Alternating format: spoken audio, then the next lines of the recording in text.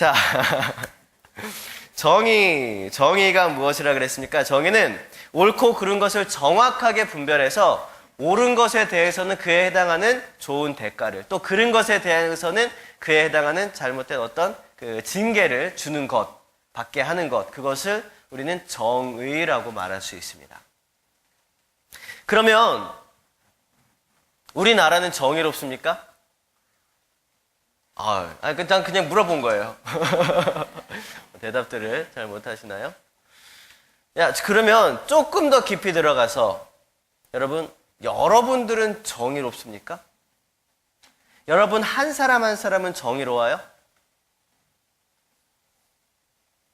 자, 그 누구도 자신 있게 난 정의롭습니다 라고 대답할 수 있는 사람은 많지 않습니다. 없어요, 사실은. 없습니다. 왜 그럴까요? 정의라는 것은요, 어떤 자격을 포함하기 때문입니다. 얼굴의 절반 크기의 눈을 가진 여자아이들이 반짝반짝 그런 요술봉을 들고 하늘에서 빙글빙글 돌면서 악한 악당들을 향해서 전자파를 쏘기 직전에 뭐라고 얘기합니까? 정의의 이름으로 너희를 그렇게 얘기하죠? 내가 생각했던 거랑 다르네요. 근데 그렇게 얘기하는군요. 정의의 이름으로 너희를 심판하겠다 이렇게 얘기 안 하는군요. 난 그 생각을 난 무슨 만화를 봤는지 모르겠네. 세대의 차이를 조금, 옛날엔 그랬어요. 정의의 이름으로 너희를 심판하겠다 이렇게 이런 식으로 얘기를 했습니다. 심판했다 하는 거예요. 그러니까 정의라는 것은요, 어떤 자격을 포함하는 거냐면 심판할 수 있는 자격을 가지고 있을 때의 정의라는 거를 말하는 거라는 거죠. 이 얘기를 하고 이거 여러분이 얘기한 것도 똑같아요. 용서할 수 있느냐 없느냐라는 그런 자격을 내가 가지고 있을 때에 그때 내가 어떤 일에 대해서 옳은 것, 그른 것에 대해서 판단하고 그에 상응한 대가를 지불하게끔 만드는 것이 정의라는 것입니다. 그런데 자격이 없는 사람이 옳고 그른 것에 대해서 이야기하고 또 그에 대해 응당한 대가를 치르게 하는 것은 정의가 아니라 정죄입니다. 정죄. 사단은 우리의 죄를 드러냅니다. 그리고 그 죄의 대가로 우리의 생명을 요구합니다. 맞는 말이거든요. 왜냐하면 죄 지은 사람은 사단에게 속하게 되어지고 죄 지은 자의 생명은 사단에게 넘어가게 되기 때문이에요. 그러니까 굉장히 합리적이고 맞아요. 우리는 그리고 모두 다 죄를 지었기 때문에 우리는 사단에게 속박되어져서 사단이 야, 너의 생명은 이제 내 거야 라고 말했을 때 우리는 정말 그런가? 라고 흔들리게 됩니다. 이걸 갖다 우리는 사단이 참 정의롭다라고 말하진 않잖아요. 사단은 정죄하는 것입니다. 우리의 죄를 바라보면서 너는 이러이러한 죄를 지었지 라고 말하는 것. 맞습니다. 우린 그런 죄를 지었습니다. 하지만 그것을 우리는 정의롭다라고 얘기하지 않고 정죄라고 얘기를 한다는 거죠. 그렇습니다. 여기까지 간단히 요약하면 정의라는 것은요, 옳고 그른 것을 심판할 수 있는 자격을 가진 자가 옳고 그른 것을 올바로 심판하는 것을 말한다고 볼 수 있는 거예요. 정의라는 것은요. 그렇기 때문에 우리는요, 나는 정의롭다라고 자신 있게 말할 수가 없는 거예요. 왜냐하면 나에게 그런 자격이 있나? 라는 질문 앞에서 누구나 당당하게 네, 나는 그럴 자격이 있습니다 라고 확답을 하기가 어렵기 때문이죠.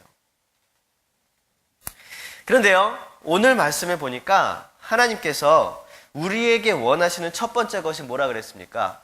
정의를 행하라는 것입니다. 하나님은 우리가 정의를 행할 만큼 그런 자격이 있다고 생각하시는 걸까요? 사실 우리는 자격이 없습니다.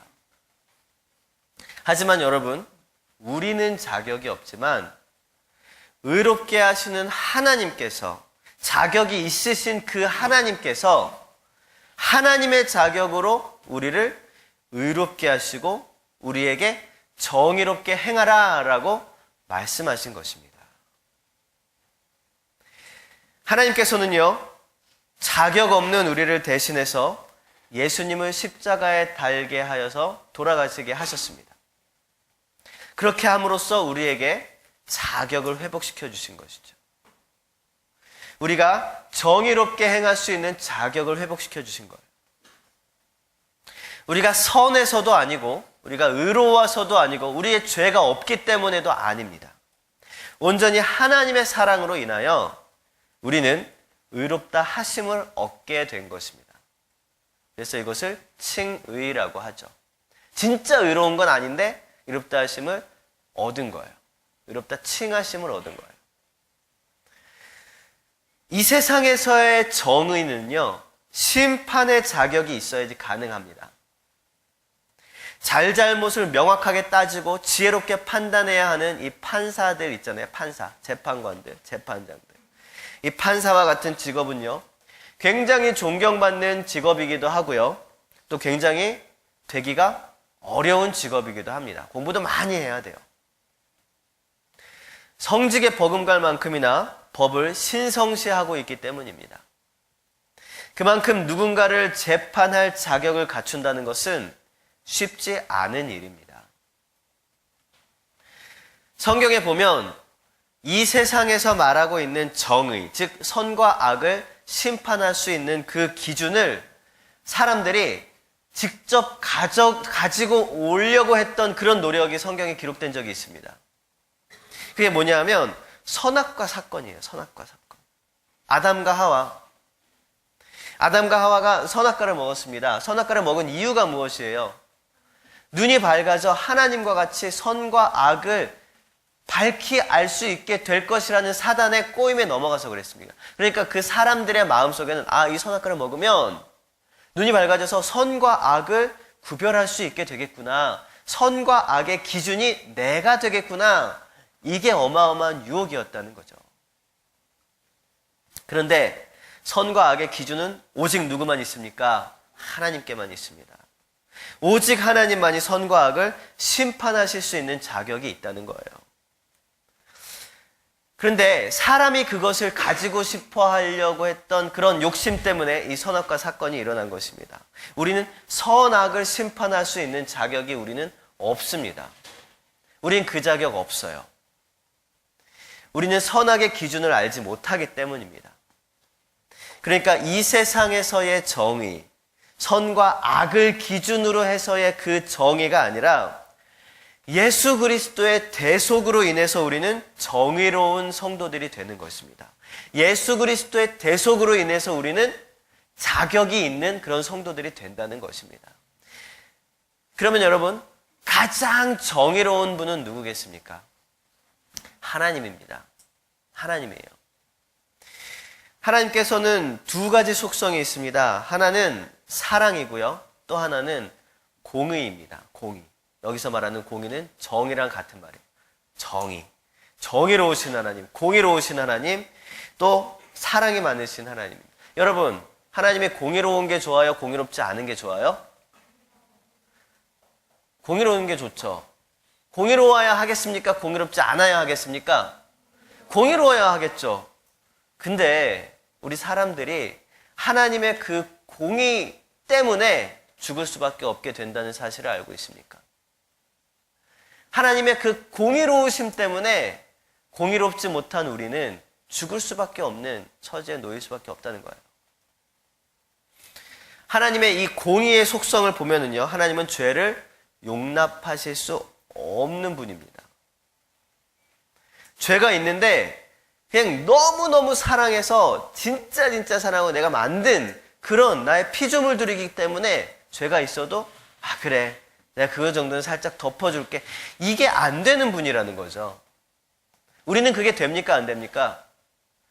돼요. 되거든요. 제가 자녀들을 키워보니까 그래요. 너무 사랑스럽고 또 내가 우리 애들을 참 기대하고 또 막 너무 잘 믿고 그러기 때문에 얘가 뭘 잘못했어요. 그래도 괜찮아, 그럴 수도 있지. 이게 용서해주는 그런 차원이 아니라 눈 감아주는 거죠. 예를 들면 다른 친구랑 같이 있는데 분명히 얘가 먼저 때렸어. 내 아들이 먼저 때렸어. 근데 못 봤어. 아무도 못 봤어. 나는 봤어. 근데 난 그냥 모른 척 하고 있는 거예요. 막 뭐야 왜 먼저 그거를 말로 해야지 왜 먼저 때리냐? 어? 먼저 맞으면 그때 때려야지. 그런 게 아니라 그냥 눈 감아주는 거죠. 눈 감아주는. 근데 하나님께서는 그런 죄에 대한 눈 감아주는 그런 용납함이 있다 없다? 없다라는 것입니다. 그게 하나님께 있어서 불가능한 단 한 가지 것입니다. 공의로우신 하나님이기 때문이에요. 하나님께서는요, 아주 작은 죄악도 용서하실 수 없습니다. 반대로 얘기하면 아주 작은 죄악, 우리가 생각할 때 큰 죄악은 뭐가 있습니까? 살인, 무슨 더 큰 죄악도 있습니까? 살인, 2명, 3명, 100명. 그런 큰 죄악들이 있어요. 그런데 우리가 생각할 때 작은 죄악들은 뭐가 있습니까? 아주 사소한 거짓말? 일주일 동안에 거짓말 한 번도 안 한 분들이 여기 다 계시잖아요?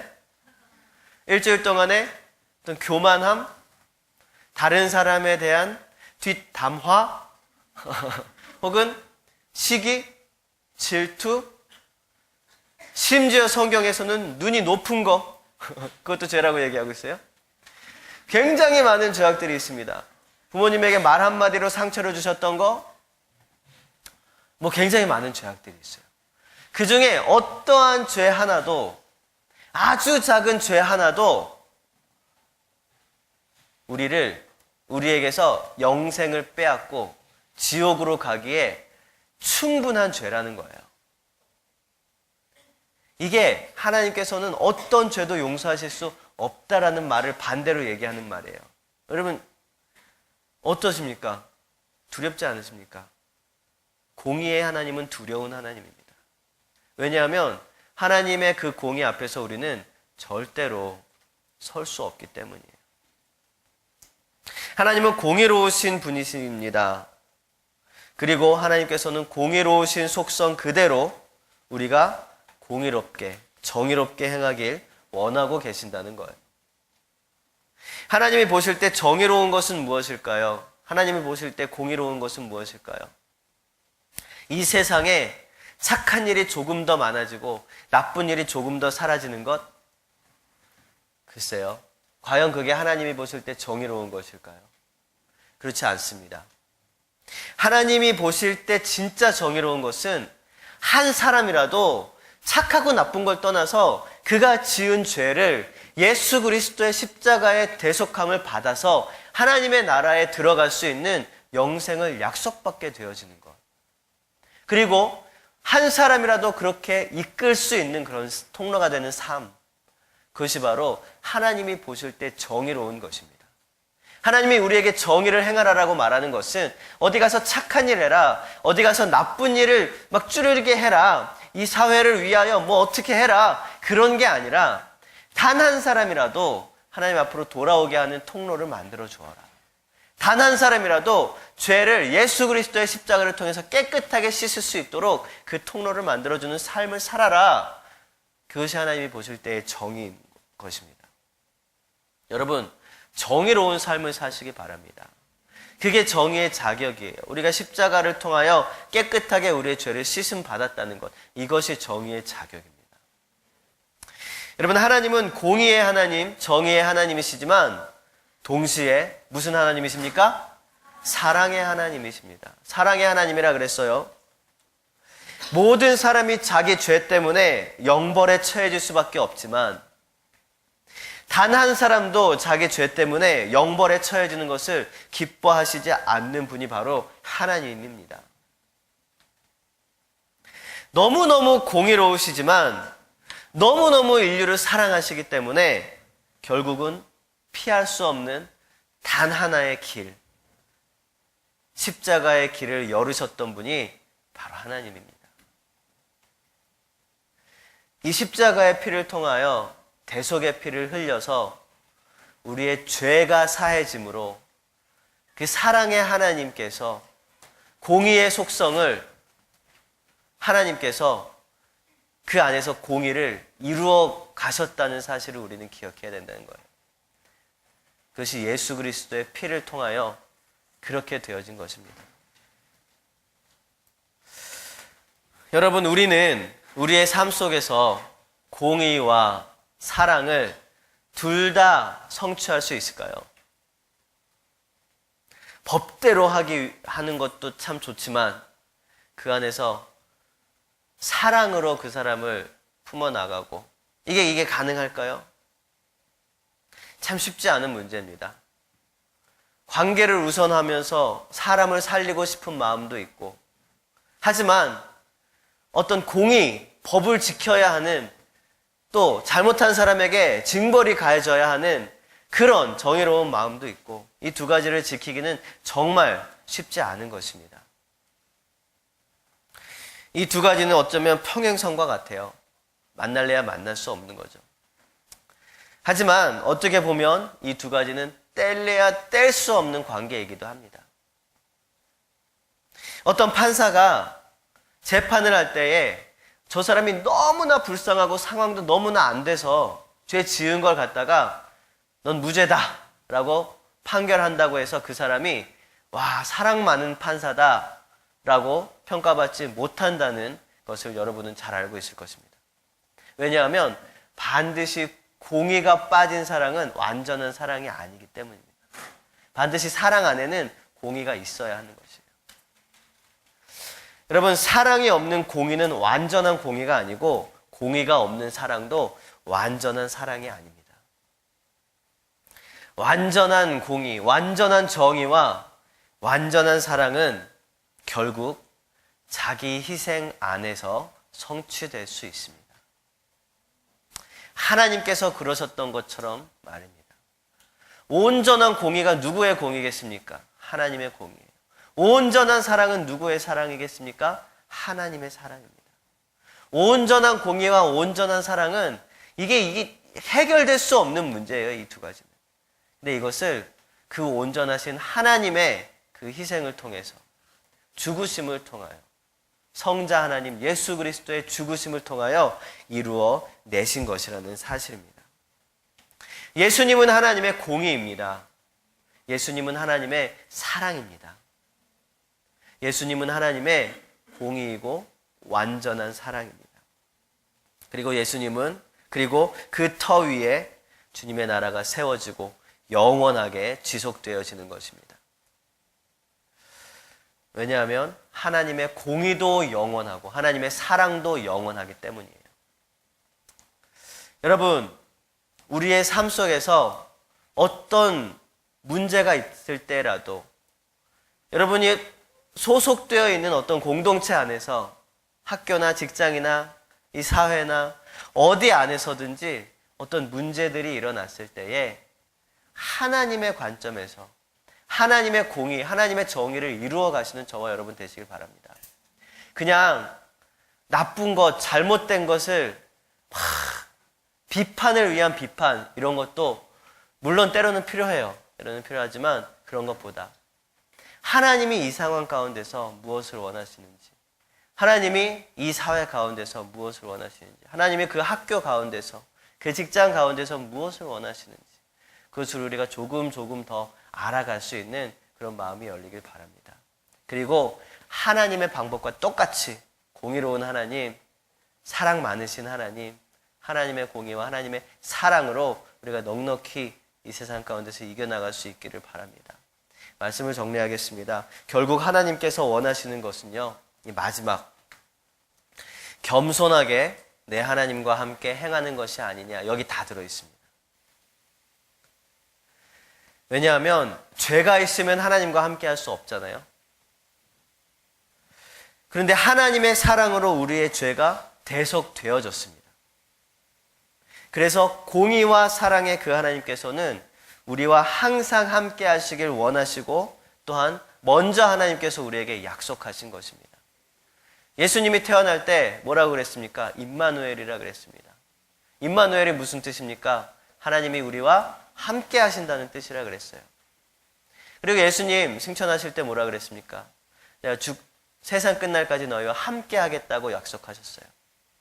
그렇습니다. 하나님이 먼저 우리에게 내가 너희와 함께 할 거야 라고 약속을 주시고, 또 하나님께서 원하시는 것, 우리에게 원하시는 것도 너희들이 나와 항상 함께 했으면 좋겠다 그것을 원하시는 것입니다. 우리는 이제 하나님과 함께 할 수 있는 자격이 있습니다. 왜냐? 우리의 죄가 다 예수 그리스도의 십자가를 통해서 해결되었기 때문이에요. 여러분, 우리의 삶이 항상 주님의 정의를 세우는 삶이 되시길 바랍니다. 그리고 그것이 사랑 없는 정의가 아니라 우리의 헌신과 희생까지도 감당하면서 사랑과 정의를 실현할 수 있는 그런 저와 여러분 되시길 바랍니다. 그것이 하나님과 함께하는 삶이고 겸손하게 하나님의 뜻에 순종하는 삶이기 때문입니다. 그렇게 승리하시는 저와 여러분 한 주간 되시길 주님의 이름으로 축원을 드리겠습니다. 우리가 함께 찬양하고 기도하겠습니다. 예수님은 하나님의